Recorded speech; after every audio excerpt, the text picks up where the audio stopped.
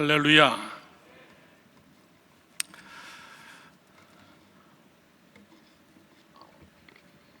오늘 설교의 제목이 행복하십니까? 옆에 사람에게 얼굴 보면서 인사하면서 물어봅시다. 시작. 행복하십니까?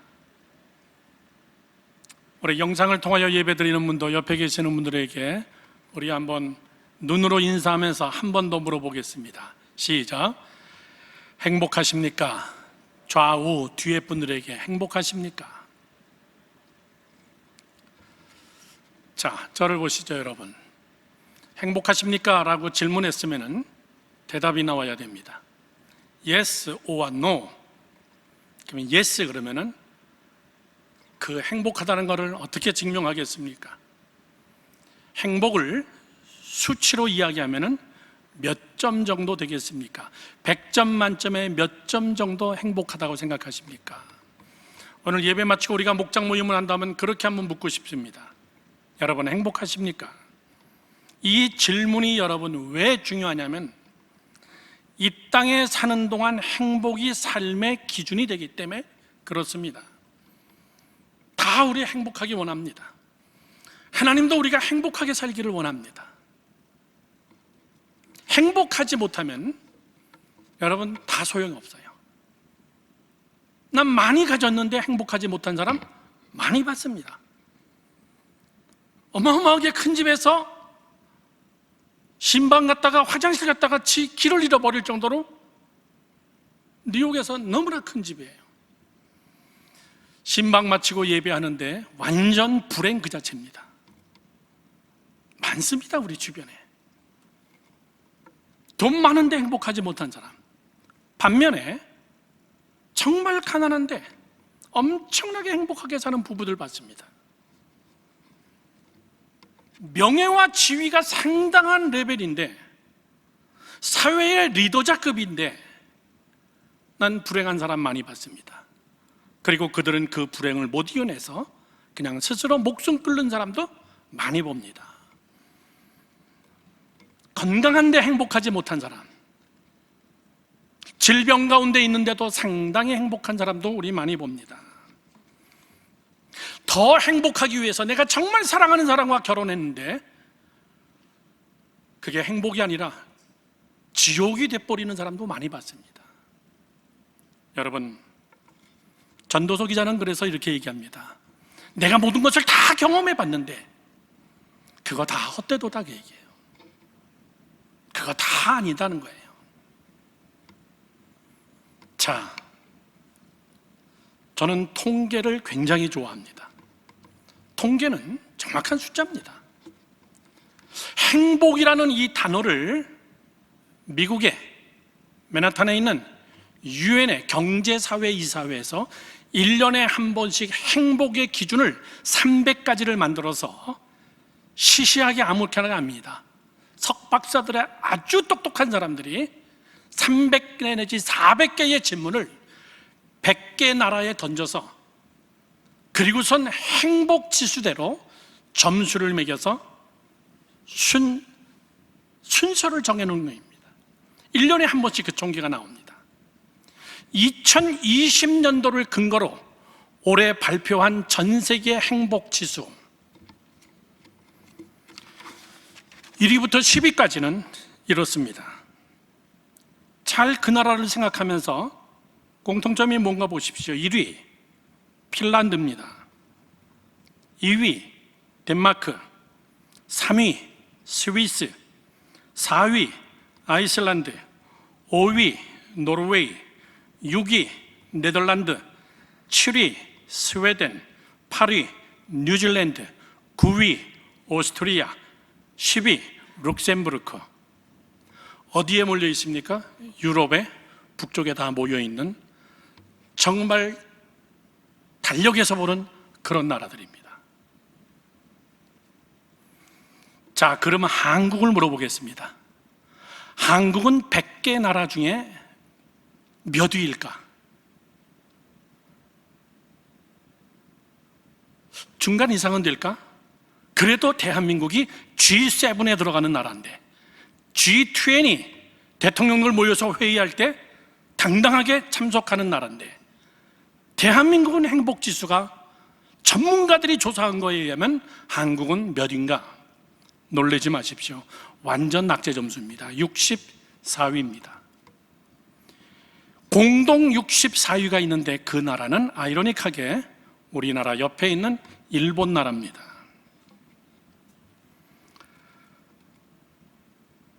미국을 능가하겠다고 요즘 경제 대국, 군사 대국을 꿈꾸면서 시진핑 주석이 정말 힘있게 이야기하는데, 중국은 몇일까요? 중국은요, 행복으로 얘기하면 94위입니다. 100개 나라 중에. 불행한 나라의 6위라는 거죠, 거꾸로 얘기하면. 과연 유엔의 경제사회 이사회의 세계 전문가들이 행복을 측정하는 기준은 무엇인가? 첫째, 주거 환경입니다. 두 번째, 소득. 세 번째, 일자리. 그리고 공동생활, 공동체 생활. 얼마나 관계성이 좋은가? 얼마나 공동체가 잘 화목하게 사는가? 그리고 교육. 그리고 중요한 환경.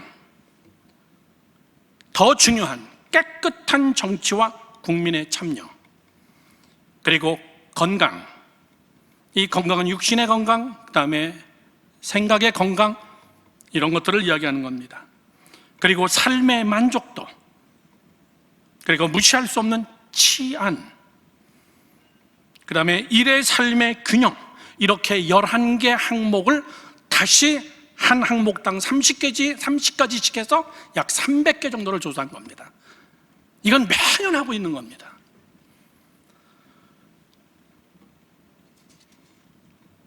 대한민국은 2017년에 그 해가 61위였는데 매년마다 한 단계씩 내려가고 있습니다. 대한민국이 얼마나 더 내려갈지 모르겠어요. 저는 오늘 대한민국에서 대한민국 사람들에게 설교하면서 우리가 한번 진지하게 한번 우리가 생각할 것이, 정말 나는 행복한가? 돈이 많으면 행복한 건가? 그러면 미국이 당연히 1위 해야 됩니다. 그런데 미국은 여러분 몇인 줄 아십니까? 18위입니다. 영국, 프랑스 다 그 이전에 속하지 못합니다. 그러면 오늘 여기서 우리가 분명히 알아야 될 것이 이겁니다. 우리가 생각하고 있는 것과 일반 사회에서 말하는 행복의 지수와 참 큰 차이가 있습니다. 한국보다 못 사는 나라 멕시코, 선교사들이 자그마치 250명 넘게 거기에 가서 복음을 증거하고, 니카라과 우리 교회에서 우물을 파줬습니다. 2개나. 그런데 우리보다 다 위입니다. 행복한 나라로서는. 불행한 나라의 국민의 선교사들이 행복한 나라 가서 지금 여러분 선교하고 있어요. 저는 이 통계를 유심히 보면서 한 가지 우리가 그릇된 생각, 이거 하나는 분명히 깨야 됩니다. 선진국이고 잘 살면 행복하다는 걸 깨야 됩니다. 선진국이고 돈이 많고 국방력이 있고 교육 수준이 높고 잘 먹고 잘 살면 행복할 거라는 이런 생각은 여러분 완전히 깨야 됩니다.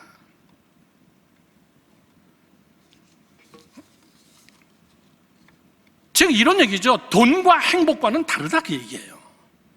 그런데도 우리는 계속 돈이 행복에 가장 위에 있고 돈만 있으면 행복할 거라고 생각하고, 심지어는 우리의 믿음 생활도 전부 다 거기에 초점을 맞추고 있습니다. 하나님 내게 복을 주세요. 하나님 내게 돈을 부어주세요. 그러면 내가 행복할 것 같고, 내가 감사할 것 같고,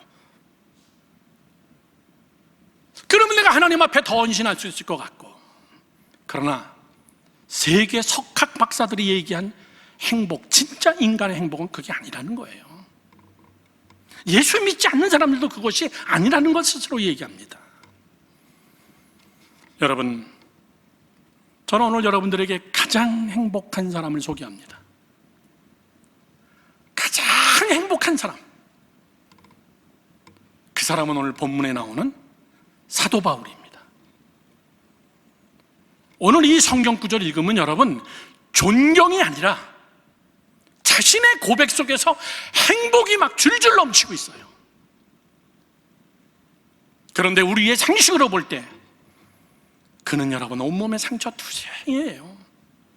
자기를 중상모략하는 사람, 특별히 고린도전서를 쓰면서 자기를 중상모략하는 사람들이 엄청나게 많은 겁니다. 질병도 많습니다. 가장 더러운 질병, 간질병. 가족도 없습니다. 아내도 없습니다. 자식도 없습니다. 누가 나를 돌볼 사람도 없습니다.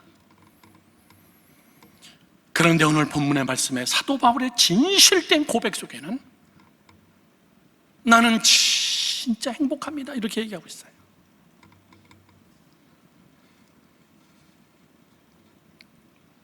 저는 오늘 여러분들이 정말 행복하기를 바라요. 행복하기를. 오늘 사도 바울은 참 불편한 것이 있었습니다. 이거 하나만 응답되면 정말 행복하겠는데 하나님, 오늘 그게 본문의 말씀입니다. 그게 자기의 질병의 문제를 놓고 하나님 앞에 3번이나 금식하면서 기도했다 그랬어요. 하나님, 이거는 좀 고쳐주시죠.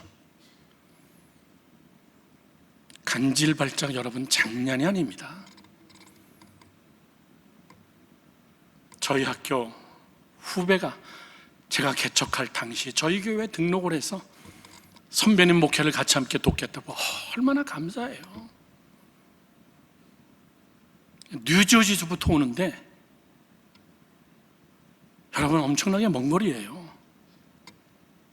그냥 새벽 기도를 나와요. 그러던 어느 날 새벽 기도 끝나고 다 같이 함께 통성으로 기도하고 저는 제 사무실로 들어갔습니다. 1시간쯤 지났을까요? 본당 안에서 뭔가 막 우당탕하면서 막 의자가 뒤집어지는 소리가 나서 이거 누가 쌈 붙었나 아니면 뭐가 무너졌나 나가보니까는 제 후배가 간질 발작을 하고 의자에서 의자를 다 넘어뜨리고 그렇게 하고 거기서 이야, 소변을 다 보고 입에 거품을 불고 사지를 떨면서 저는 그 후배가 미안하고 창피할까 봐 저는 얼른 나와서 그냥 밖에 나가버렸어요. 그랬더니 뒷정리를 깨끗하게 하고 거기를 다 닦고 그리고 청소기로 그걸 다 말려놓고 그렇게 하고 돌아갔어요. 여러분, 그런 병이에요. 그것도 사역자가, 그것도 능력 있다는 사람이 진작 자기의 질병은 못 고쳐요. 언제나 그것이 마음의 압박감이었습니다. 압박감. 다음 주일날 장 목사님 설교입니다. 내일 모레. 압박감. 이것만 생각하면 막 머리가 삐죽삐죽 솟고 이것만 생각하면 막 소름이 끼치고 하나님 이거는 고쳐줄 수 있잖아요. 이것만 없으면 행복할 텐데. 저를 보시죠. 여러분에게 묻습니다. 여러분이 하나님 앞에 기도하면서 하나님 이것만 해결되면 진짜 행복하겠습니다. 그거 뭔데요? 하나님 나 이것만 해결되면 진짜 행복하겠어요. 하나님 그런 거 하나 없는 집 없습니다. 다 있습니다. 하나님 이거 꼭 응답해 주세요. 이것만 내게서 해결되면 나는 진짜 하나님 행복해요. 돈입니까? 건강입니까?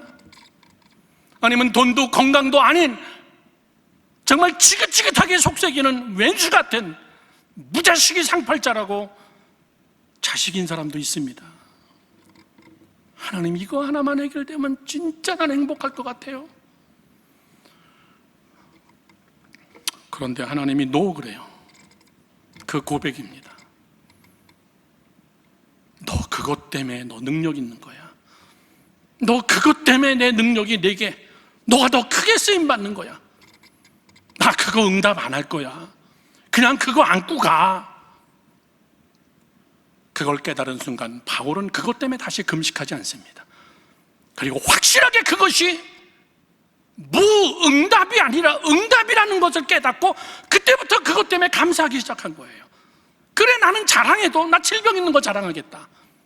내 몸에 가시가 있는 거를 나는 자랑하겠다. 그래서 나는 너무너무나 행복하다. 이제는 난 옛날에 그거 숨기고 결국 제 후배는 제가 그거를 알았다는 사실을 아는 순간 우리 교회를 안 나오더라고요. 제가 신방 갔죠. 괜찮아, 기도하자. 목사님, 그건 아무도 몰라요. 만약에 같이 있는 청년들이 청년부 예배 시간이나 수련회 갔다가 그러면 어떡해요? 사랑하는 성도 여러분들, 바울은 그거를 자랑하고 그것이 진짜 행복이라고 자기는 고백합니다. 저는 여러분께 두 가지로 요약 정리합니다. 잘 명심하십시오. 다시 얘기합니다. 저는 정말 여러분들이 행복했으면 좋겠어요. 수요일 날 저희 큰누님이 도시락을 사가고 제 사무실을 찾아왔어요.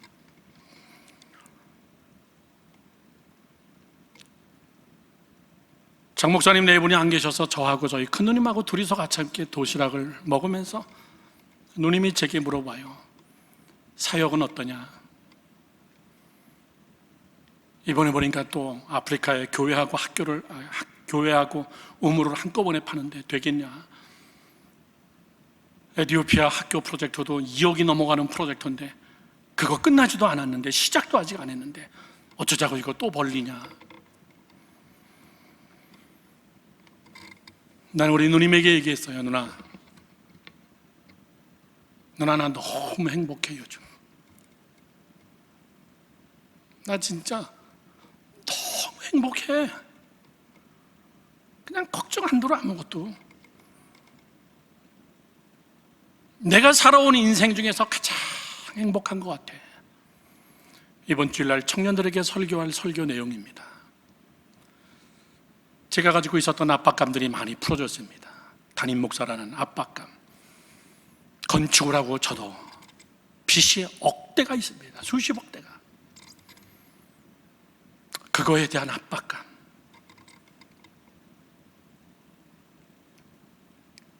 그러면서 저희 누님에게 솔직히 얘기했어요. 난 내가 너무 행복한 게 매형한테 미안할 때도 있어. 학교 문제 때문에 너무나 고생하는 거 보면은. 그렇다고 장 목사님이 불행하다 이런 이야기 하는 건 절대 아닙니다. 여러분, 사도 바울에게서 행복을 배우세요. 사도 바울에게서. 첫 번째, 그것은 은혜의 시각이 은혜며 행복이다, 그 얘기예요. 바울은 은혜의 시각이 은혜면서 행복이다. 다 같이 시작. 은혜의 시각이 은혜며 행복이다, 그 얘기예요. 잘 들으십시오. 바울은 시각이 행복한 사람이에요. 바라보는 각도가 행복한 사람이고, 시각이라는 것은 생각이고, 생각이라는 것은 마음이에요. 자기의 질병을 바라보는 그 시각이 세상 사람과 같지 않아요. 똑같이 간질병이 걸린 사람들은 수치와 공포와 낙담과 좌절과 비관과 불행 속에서 그렇게 있어도 똑같은 질병을 가지고 있는 바울은 자기의 질병을 하나님께 기도한 그 순간에 이거는 행복이구나. 아, 이건 십자가가 아니라 행복이구나. 이것 때문에 내가 또 하나님 앞에 기도하게 되고. 사도 바울이 여러분 안 그랬겠습니까? 설교하기 전에 하나님 얼마나 기도했겠어요. 나 간질 발작 안 하게 해주세요. 하나님이 설교하다가 복음 증거하다가 얼마나 그런 기도 많이 했겠어요. 그런데 바울은 그 문제를 놓고 하나님 앞에 기도하며 하나님이 주신 응답이 뭐냐면은, 너 그것 때문에 내 능력이 내게 있는 거야. 너 그거 불행 아니야? 너 그거 행복이야? 너 그거 복이야? 그 얘기예요. 사랑하는 성도 여러분들, 은혜의 시각이 행복이지, 은혜의 시각이 축복이지, 은혜의 환경이 행복이 아니라는 거예요. 행복은 시간 싸움에서 얻어지는 겁니다. 은혜라는 시각, 이건 하나님의 은혜로구나. 난 이게 십자가인 줄 알았는데 이것이 은혜로구나 내게. 난 이거 고난이고 고통인 줄 알았는데 먼 훗날에 보니까 그거를 간증할 수 있는 나에게 큰 행복이었구나.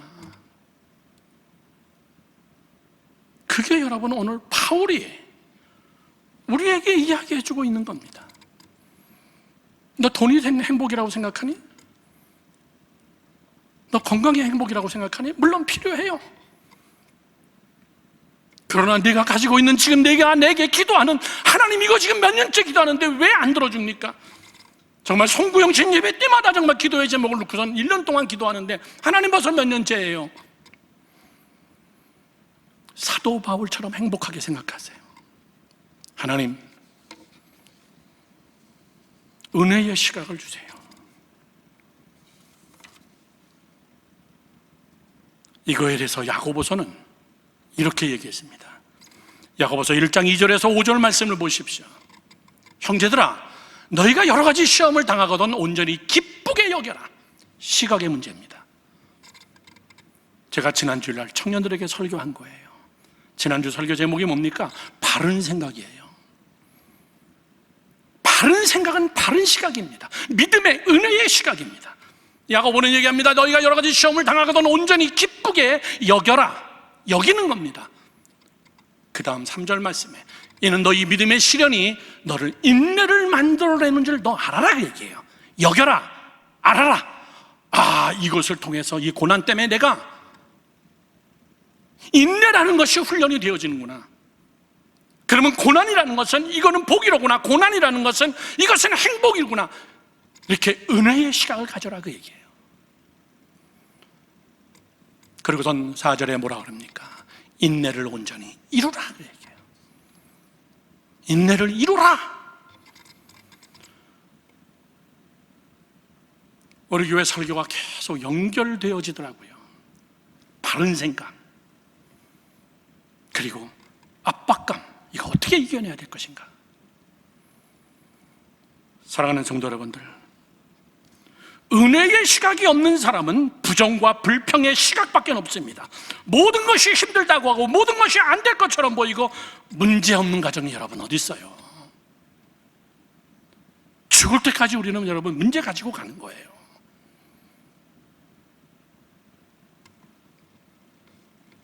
사랑하는 성도 여러분들,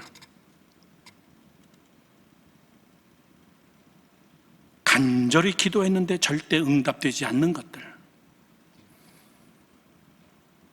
자신은 불행하다고 생각합니다.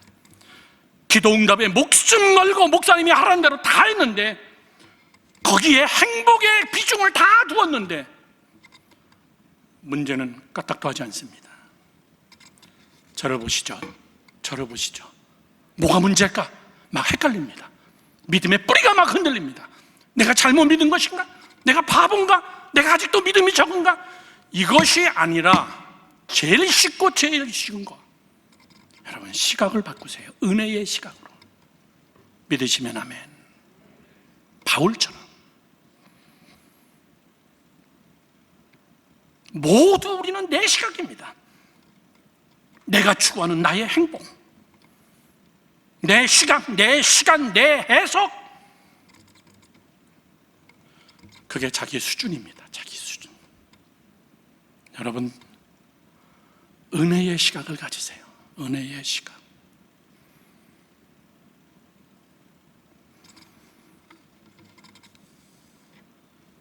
예수를 믿는데 은혜의 시각이 없는 것은, 예수 믿는데 은혜가 나를 주장하지 못한다면 그건 여러분 비극이잖아요.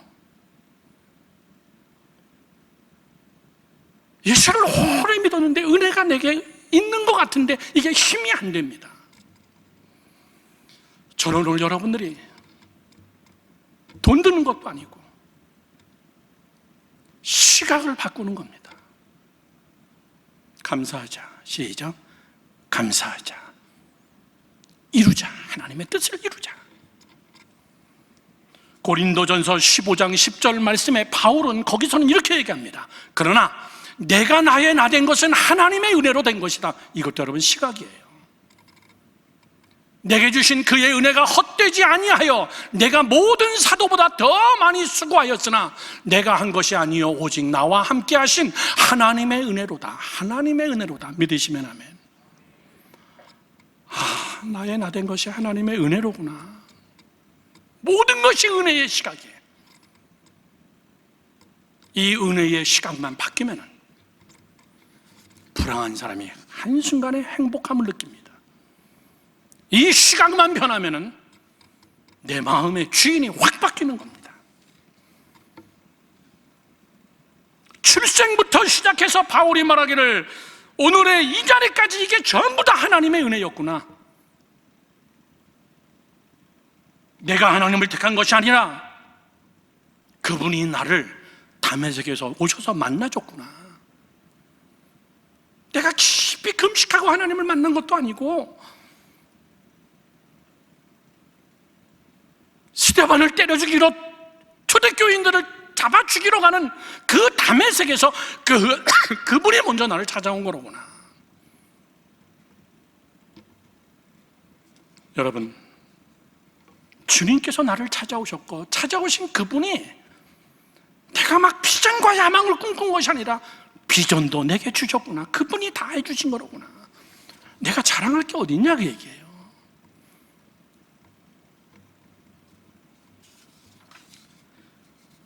그런데 반대 사람을 이야기해 보겠습니다. 은혜를 아는데 은혜가 점점 소멸되어지는 사람들이 있습니다. 여러분이 이 징조 속에 들어가면 여러분들은 다시 하나님 앞에 기도해야 돼요. 정말 금식하면서 하나님 앞에 기도해야 됩니다. 은혜가 소멸되는 징조가 있습니다. 그건 누구보다 보면 여러분 딱 알 수 있냐면은 이스라엘의 초대왕 사울을 보면 압니다. 은혜가 소멸되면 이런 현상이 나오는구나. 나도 이런 현상이 있는데 여러분 불행의 길을 지금 들어선 거예요. 하나님이 여러분에게서 은혜를 빼가는 순간입니다. 구약의 사울, 시작은 하나님의 은혜에서 시작했습니다. 엄청난 하나님의 은혜였습니다. 자기 형들보다 괜찮은 거 아무것도 없는 사람입니다. 그런데 하나님이 사무엘을 통해서 사울을 딱 지정했습니다. 형들 앉혀놓고 시험 본 거 아니에요. 형들 앉혀놓고 성경 퀴즈한 것도 아닙니다. 사무엘이 보기도 왕감이 아니었어요. 그런데 하나님은 사무엘에게 이야기합니다. 내가 보는 것과 내가 보는 것은 달라. 너는 기름 붓기만 하면 돼. 그렇게 은혜 받은 자예요. 그렇게 출발했습니다. 그런데 그 은혜가 소멸되기 시작합니다. 은혜가 소멸되는 특징을 사울에게서 보십시오. 첫 번째입니다. 불행의 징조입니다. 첫 번째는 은혜를 생각하지 않고 사람을 자꾸 의식하기 시작합니다. 다 같이 시작. 은혜를 생각하지 않고 사람을 자꾸 생각하는 겁니다. 사람을 자꾸 의식하는 거예요. 항상 하나님을 의식했는데, 항상 하나님이 우선이었는데, 항상 하나님의 말씀이 우선이었는데, 항상 하나님을 의식하면서 살았는데, 왕으로 기름 붓고 나서 얼마 지나지 않아서 그때부터는 자꾸 사람을 의식하게 됩니다. 그게, 잘 들으세요, 은혜가 소멸되고 있다는 뜻이에요. 은혜가 소멸되고 있다는 뜻입니다. 즉 그 말은 불행의 길을 걷고 있다는 뜻이에요. 하나님이 세웠으면, 하나님이 일방적으로 왕으로 세웠다면 끝까지 이 나라를 하나님이 이끌 줄로 믿는, 끝까지 은혜로 끝까지 가야 되는 건데, 은혜 받아서 여러분이 섰으면 지속적 은혜를 사모하고 은혜를 주실 줄 믿어야 됩니다. 아멘이십니까? 여기까지 온 거 하나님의 은혜인데, 저는 저희 아들하고 저희 와이프하고 같이 함께 출근하면서 또 사무실에서 일하면서 같이 함께 뭘 계획하면서 그런 얘기 많이 합니다. 내 인생을, 아빠의 인생을 봐도 여기서 미국으로 가고 미국에서 25년 동안 있다가 한국으로 나와서 이 모든 것들 속에서 선택의 실수가 없었고, 그리고 모든 것이 다 하나님의 은혜였다. 그래서 우리는 무조건 하면 잘 되게 돼 있어. 하나님이 계속 은혜로 이끌 거야. 이 마음이 있어야 행복합니다. 사울은 자꾸 사람을 의식하기 시작했습니다.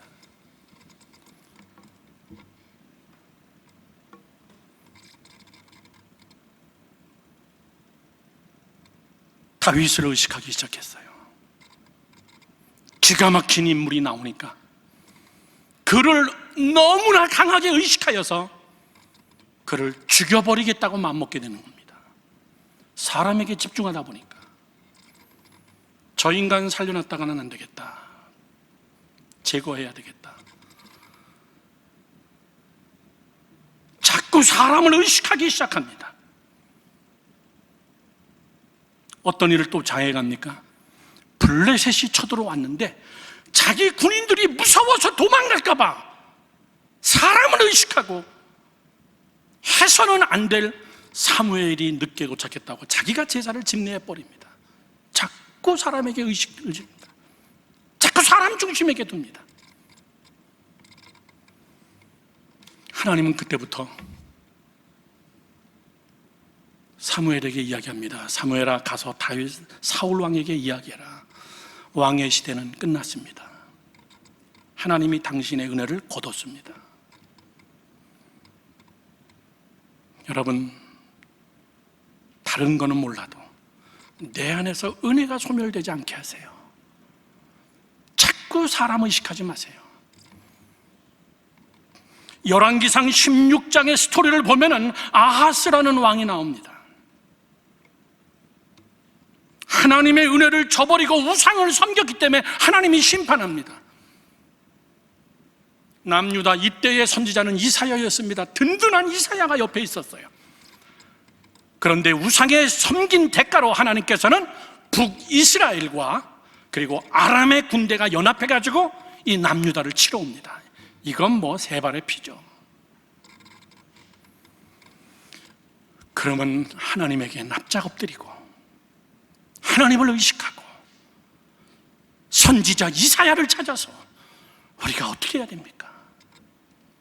그렇게 하지 않습니다. 끝까지 사람을 의지하고 끝까지 사람을 의식합니다. 무슨 짓을 합니까? 아수르를 용병을 돈 주고 사옵니다. 국가의 재정이 없다 보니까 무엇을 돕냐면 성전 안에 있는 금과 은을 다 끌어서 아수르 군대에게 준 겁니다. 우리 나라랑 같이 좀 싸워달라. 여러분, 성경은 이야기합니다. 유다는 12만 명이 학살당합니다. 20만 명이 포로로 끌려갑니다. 하나님의 은혜를 저버린 결과입니다. 여러분, 사람을 자꾸 의식하면요, 누가 나의 도움을 줄까? 누가 이 문제를 해결해 줄까?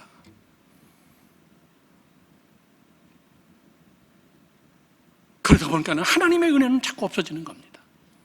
여러분 안에 이런 기도의 제목이 있다면 더 힘들수록 하나님의 품을 파고드는 그런 훈련, 더 힘들 때일수록 하나님을 의식하고 하나님의 품을 파고드는 다윗처럼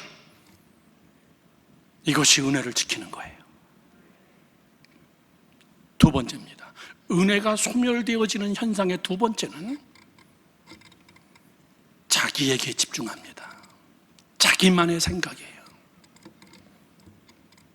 은혜가 소멸되면 자꾸 소리가 높아집니다. 은혜가 소멸되면 자기 의견이 굉장히 많아집니다. 은혜가 소멸되면 다 내가 맞는 것 같습니다. 자기의 판단, 자기의 계산, 자기의 추측, 자기의 결정,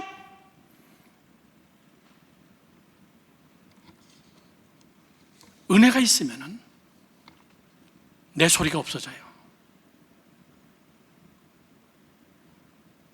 사람을 의식하고 사람을 향하여서 내 주장과 내 생각과 맞고 용병을 사갖고 와서 돈 주고라도 전쟁하는 게 맞지 않느냐? 이사야가 여러분 안 말렸겠냐고요. 성경에는 안 나오지만은 이사야가 안 말렸겠냐고요. 왕여 그리하지 맙시다. 그런데 사람의 소리가 들리지 않습니다. 목회자의 소리가 들리지 않습니다. 하나님의 말씀이 내게 들어오지 않습니다. 내 생각, 내 판단이 제일 정확하다고 생각합니다. 여러분, 무식한 사람이 소신껏 행동하면 이건 죽이는 겁니다. 무식한 사람이 소신껏 행동하면, 하나님의 은혜를 저버린 자가 소신껏 행동하면 여러분 엄청난 악재가 오기 시작하는 거예요.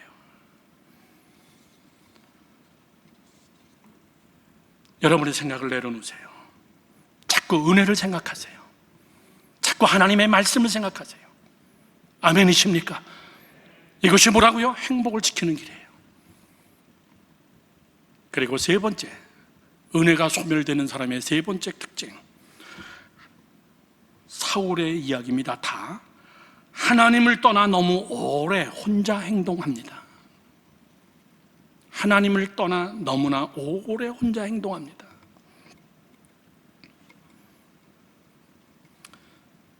기계를 오랫동안 안 쓰면 저절로 망가지고 다 고쳐지지가 잘 않습니다. 안 쓰면 소멸돼요. 며칠 전인가요?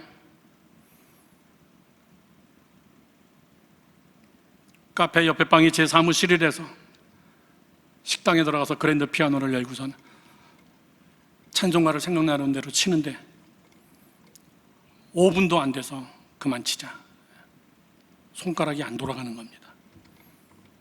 자꾸 틀리는 거예요. 안 되고. 왜? 몇 년 동안 피아노를 안 쳤으니까. 안 쓰면 여러분 소멸돼요.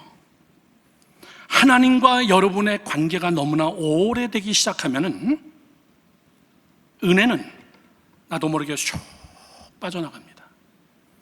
풍선을 불어서 여러분 빵빵하게 불어서 매달아 놔 보십시오. 그냥 있지 않습니다. 쭈글쭈글해집니다. 하루만 지나면. 은혜가 그렇습니다. 과거의 성령 충만함을 추억으로 생각하지 마세요. 오늘의 성령 충만함을 위해서 우리는 또 기도해야 되는 거예요. 사울 왕은 너무나 오랜 시간 동안 하나님의 은혜를 망각하고 사람만 의식하고 자기에게 집중하면서 자그마치 13년 동안 다윗을 잡으러 다닌 거예요. 너무나 오랜 시간입니다. 결국은 13년째 그는 사랑하는 아들과 같이 함께 전투에 나갔다가 거기서 죽습니다. 여러분, 저는 굉장히 두려운 게 청년들에게도 그런 설교를 합니다. 지지난주부터 청년부 예배도 입으로 드리자. 2시에 한 번 드리고 4시에 한 번 드리고 20명씩 채우자. 4시에는 반주자도 없어요. 제가 찬송 인도하고 반만 반주해주고 그리고 20명 채워가지고 어떻게든지 성전 땅을 밟게, 어떻게든지 성전에서 같이 함께 기도하게 해요. 비대면이 오래가는 게 제일 두려운 게 뭐냐면은 성전과 너무나 멀어지는 겁니다. 성전과 너무 멀어지는 거예요.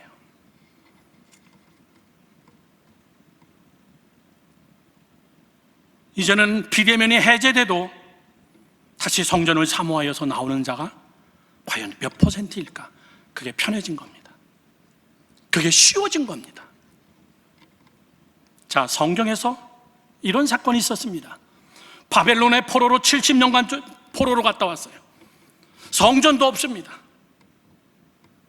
70년 만에 포로에서 석방돼 갖고 예루살렘 땅에 왔는데 그렇게 사모하던 예루살렘 땅, 그렇게 사모했던 성전의 예배가 확 생길 것 같죠? 천만의 얘기입니다. 그들은 성전에 모이지 않았어요. 학계에서 뭐라고 얘기합니까? 우리가 집도 져야 되고 밭도 갈아야 되고 우리가 할 일이 얼마나 많은데, 먹고 살아야 될 것이 얼마나 많은데, 그런데 막상 돌아와서 그들은 성전과 따로 생활하기 시작합니다. 그게 지금이에요.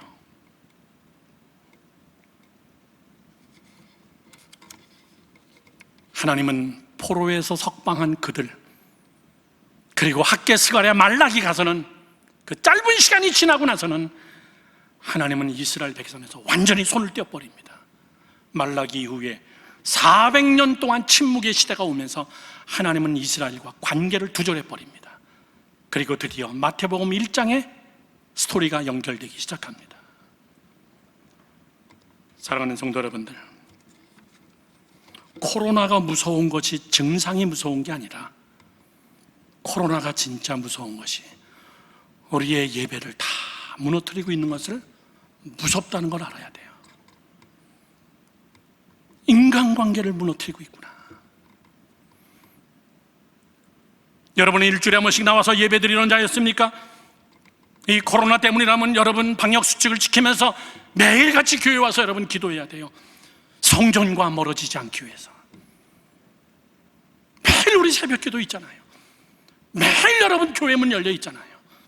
개인적으로 와서 기도하는 건 뭐라 그러지 않잖아요. 성전과 멀어지지 않기 위해서.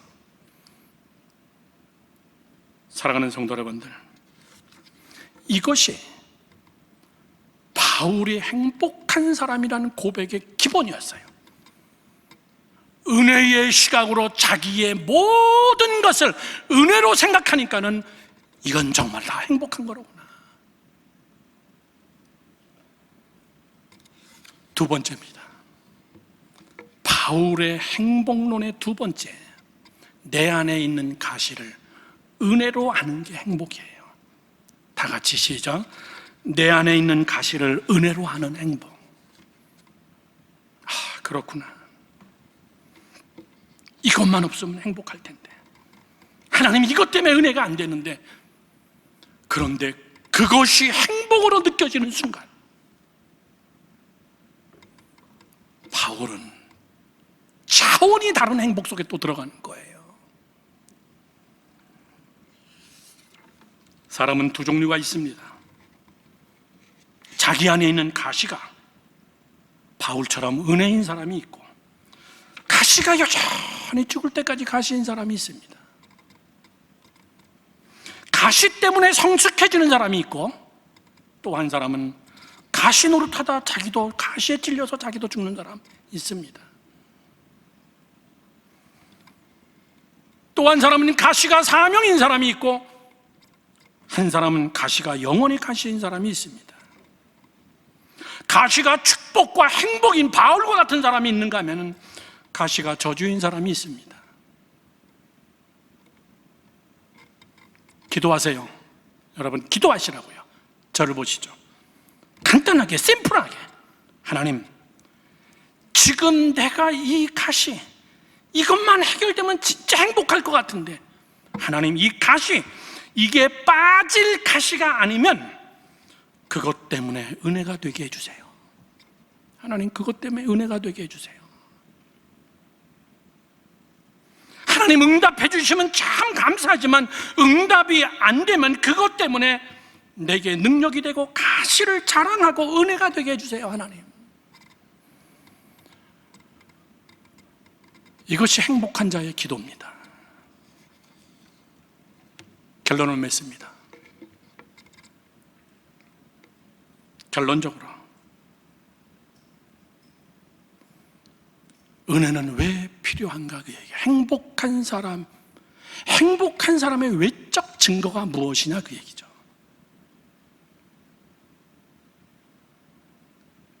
첫째, 기쁘게 사는 게 행복한 겁니다. 그건 눈에 탁 띕니다.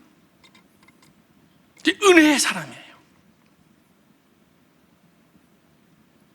이 기쁨은 행복한 사람에게 주는 하나님의 선물이에요. 저 선물 때문에 또 행복한 거예요. 하나님이 바울에게 내 은혜가 네게 족하다. 너 그것 때문에 네게 능력이 머무는 거야. 이것을 아는 순간 기쁨이 오기 시작했어요. 간질병이 깨끗하게 확 나면은 너무나 멋있을 것 같은데 그냥 안고 가. 끝까지, 죽을 때까지. 기쁘게 사는 게 행복한 것이고 잘 사는 겁니다. 아멘이십니까?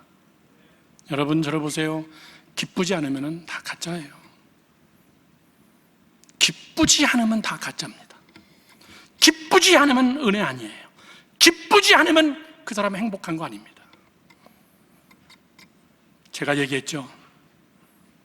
난 미국에서 신방 갔다가 놀랬어요. 집 안에 골프장 버디 하는 데가 한두 개가 아니에요. 보드 타고선 거실까지 들어오는데 바닷물이 신방 갔다가 화장실 갔다가 잃어버렸어요. 그런데 비참해요. 기쁨이 떠난 지는 이미 옛날이고 죽지 못해 살면서 기쁨 없으면 다 가짜입니다. 그거 행복 아닙니다. 유사상표입니다. 메이드 인 차이나예요. 한 번 쓰면 금방 여러분 고장납니다. 성령은 기쁨의 영이에요. 은혜가 없으면 기쁘지 않습니다. 은혜 없으면 교회 일도 사역도 선교도 여러분의 가정도 여러분의 사업도 다 기쁘지 않아요. 기쁘지 않으면 무조건 다 안 되게 돼 있습니다. 두 번째, 남을 잘 살게 하는 게 행복한 것이고 그게 잘 사는 겁니다. 은혜 있는 사람입니다. 남을 행복하게 하는 거, 나에게만 집중하지 않고 이 기쁜 소식을 온 세상 전하세. 안 믿는 자에게, 불행한 자들에게, 은혜를 모르는 사람들에게. 왜? 전하니까 내 기쁨, 내 행복이 더 커져요. 은혜가 더 커집니다. 나눠주니까 이것이 더 커지기 시작해요. 저는 언제부턴가 제 마음속에 그런 생각을 가지고 있습니다. 죽을 때까지 얼마나 길지 모르지만은 누군가에게 행복나무를 심어주자. 누군가에게 행복나무를 심어주다가 죽자.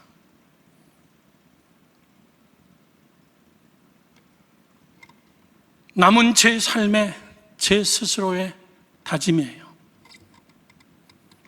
우물 하나 파주면 얼마나 마을 사람들이 행복해하는지.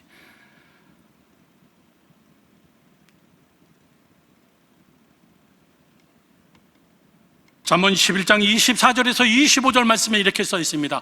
흩어 구제하여도 더욱 부하게 되는 일이 있나니 과도히 아껴도 가난하게 될 뿐이니라. 구제를 좋아하는 자는 풍족하여질 것이요 남을 윤택하게 하는 자는 자기도 윤택하게 하리라. 아멘이십니까? 내 행복을 나눠줬더니 내 행복이 더 커지더라는 거예요.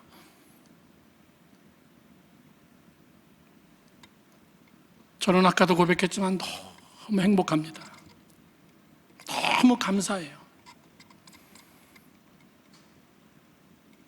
각 나라 시간대가 다르기 때문에 새벽 2시쯤 카톡해야 아프리카하고 넉넉한 시간에 통화할 수 있고 심야에 통화해야 미국하고 통화할 수 있고 근데 행복해요.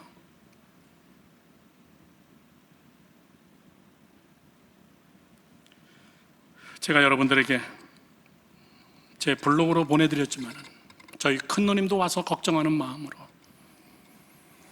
어느 여자 선교사님이 우연치 않게 노래하는 영상을 제게 보내줬습니다. 제 제자입니다. 노래 굉장히 잘해요.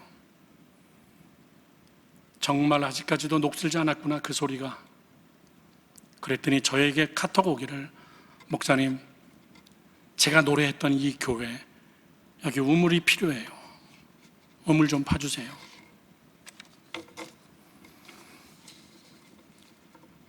그리고선 사진을 여러 장을 제게 보내줬습니다. 그 사진을 보니까는 교회가 막 부흥하고 있는데 골조만 세워놓고 벽면만 세워놓고 3년째 건축을 못하고 있는 거예요. 그렇게 하는데도 목사님 5년 걸렸어요. 우물도 시급하지만 교회도 시급하네. 목사님 2개 다 해주면 너무나 감사하고요. 그래서 거기서 저도 모르게 그냥 너무 감동이 돼서, 그런데 목사님 교인들은요, 사실은 교회가 먼저 하기를 원해요. 교회 건축을 먼저 했으면 좋겠대요. 목사님 우물 파는 비용을 그대로 우리 교회 건축으로 주시면 안 돼요? 그러면 제 마음속에 둘 다 하자 하는 김에 마을이 난리가 났습니다. 선교사님이 난리가 났습니다. 근데 저는 그날 마음이 그렇게 기뻐요. 그렇게 하고 먼저 절반을 띄워서 보냈습니다. 정확하게 7일 전에 보냈는데 어저께 회답이 왔는데 교회가 엄청나게 많이 건축된 거예요. 그래서 제가 물어봤죠. 아니 어떻게 이렇게 일주일 만에 빨리 될 수 있냐? 목사님이 입금한 그 다음 날부터 건축자재를 사갖고 공사를 시작했는데 이 사람들 아침부터 전교인이 모여가지고 밤새면서 일해요. 밤새면서 그냥 교회에서 자다가 일하고, 집이 다 옆이니까 다 같이 벌떼같이 달려들어서 교회가 모양이 갖춰지기 시작하고 미장을 하기 시작하고 지붕을 세우기 시작하고. 우물은 언제 파요? 곧 시작할 거예요. 이 모든 공사를 2주 내에 다 끝내려고 합니다. 날린 공사하지 말고 그랬더니 아니에요. 이 사람들이 너무나 기뻐서, 자기 교회니까. 사랑하는 성도 여러분들, 행복해요.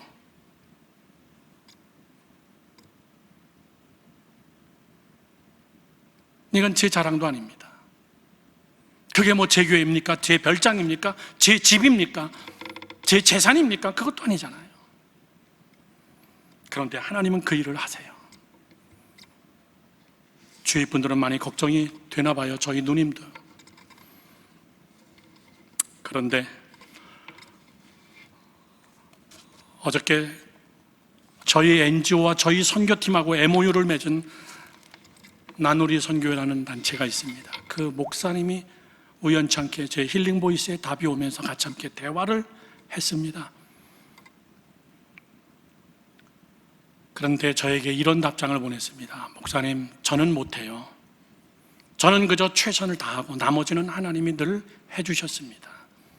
목사님, 저는 돈도 없어요. 하나님이 주시는 것만큼만 열심히 하면 됩니다. 목사님, 저는 언제까지 할 줄 몰라요. 하나님이 하시라는 데까지 하면 됩니다. 그래서 제가 NGO 대표입니다. 목사님, 프로십니다. 정말 하나님의 일을 하는 프로입니다. 사랑하는 성도 여러분들, 나는 여러분들이 행복하기 바라요. 어차피 한 번 사는 거, 이렇게 살아도 저렇게 살아도 한 번 사는 거, 행복하게. 메인 포인트는 하나님의 은혜 속에서, 믿으시면 아멘.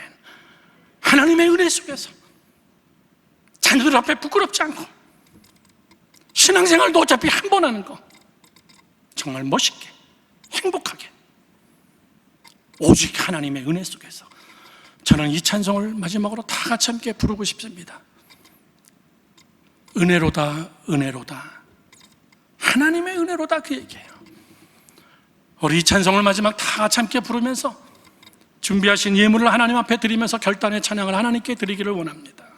시작됐네. 우리 주님의 능력이 나의 삶을 다스리고 새롭게 하네. 은혜로다 은혜로다. 여러분, 이 은혜가 여러분 삶 속에 행복으로 가득하기를 주님의 이름으로 축원합니다.